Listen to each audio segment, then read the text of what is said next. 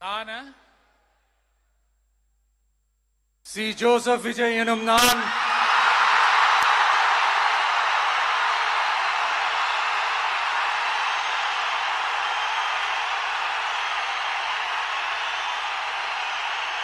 சட்டப்படி அமைக்கப்பெற்ற இந்திய அரசியல் அமைப்பின்பால்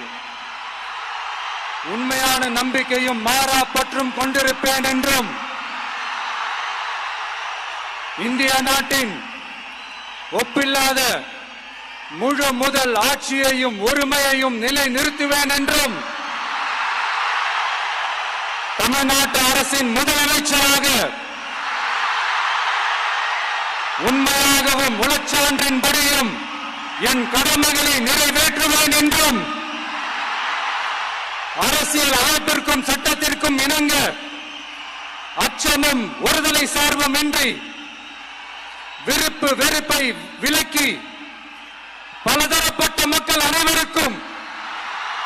நேர்மையோடு செய்வேன் என்றும் ஆண்டவன் மீது ஆணையிட்டு